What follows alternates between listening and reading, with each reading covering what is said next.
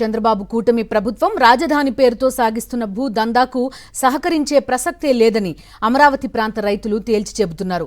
రాజధాని కోసం అవసరమైనంత భూమిని తొలి దశలోనే సమీకరణ కింద తీసుకున్నప్పటికీ మళ్లీ రెండో దశలో బలవంతపు సమీకరణకు పూనుకోవడాన్ని తీవ్రంగా వ్యతిరేకిస్తున్నారు. సమీకరణకు ఒప్పుకోకపోతే భూసేకరణ చేస్తామని ప్రభుత్వం హెచ్చరిస్తుండటంపై మండిపడుతున్నారు. అసలు మొదటి దశలో ఇచ్చిన భూమి ఎందుకు సరిపోదని నిలదీస్తున్నారు. విజయవాడ నగరానికి ఆనుకుని ఉండే ఉండవల్లి, పెనమాక తదితర గ్రామాల్లో భూముల ధరలు మొదటి నుంచి ఎక్కువే. 2014కు ముందే అక్కడ ఎకరం 2 నుంచి 3 కోట్లు పలికేది. అదే సమయంలో రాజధాని ప్రాంతంలోని మరికొన్ని గ్రామాల్లో ఎకరం ధర లక్షల్లోనే ఉండేది. అయితే ప్రభుత్వ భూములు తీసుకోవడానికి అన్ని చోట్ల ఒకే ప్యాకేజ్ ప్రకటించడంపై పలు గ్రామాల రైతులు అభ్యంతరం తెలుపుతున్నారు. మొదట అవసరమైన మేరకే భూములు తీసుకుంటామని చెప్పిన చంద్రబాబు ప్రభుత్వం ఇప్పుడు మాట మార్చి బఫర్ జోన్ ఏర్పాటు పేరుతో మిగిలిన భూములు కూడా తీసుకోవడానికి రైతులకు నోటీసులు ఇస్తోంది. దీంతో రైతులు బలవంతపు భూసేకరణను వ్యతిరేకిస్తున్నారు. అవసరానికి మించి ప్రభుత్వానికి భూములిచ్చే ప్రసక్తే లేదని తమ వైఖరిని స్పష్టం చేస్తున్నారు.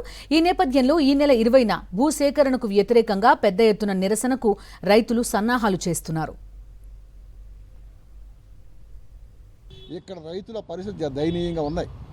అందుకని ఆంధ్రప్రదేశ్ రైతు సంఘంగా మేము కోరుకుంటుంది ఏంటంటే ఈ వివక్షత మానాల్సిన అవసరం ఉంది.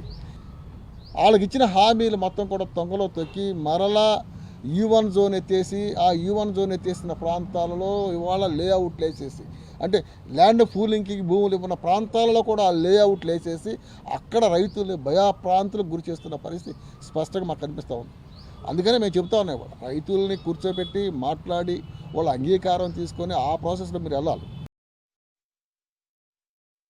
స్ట్రీట్ యాక్సెస్ రోడ్ 60 మీటర్ల రోడ్, అది 60 మీటర్లు తప్పితే ఇంకేం మాకు అక్కర్లేదు, అంగుళం కూడా అక్కర్లేదు అన్నారు. సరే మేము ఆశపడి రైతులందరూ కూడా ఇచ్చాం. ఇచ్చిన తర్వాత మళ్ళీ దాన్ని వేసి అంటే బఫర్ జోన్ అని మళ్ళీ ఒక 15 మీటర్లు పెట్టాడు.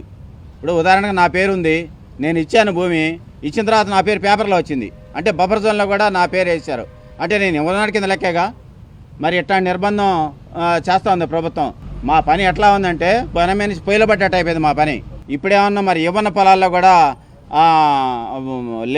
గీతలు గీసేసి లేఅవుట్ వేసేసి దాన్ని కూడా ఎక్విజిషన్ పెట్టేసి వాళ్ళు కూడా మీరు మీ భూములు తీసుకుంటాం ప్రజా అవసరాలకి. ఏంటంటే ప్రజా అవసరాలు మేము అడిగాం. ప్రజా అవసరాలు అంటే ఏంటి, ఏం చేస్తున్నారు?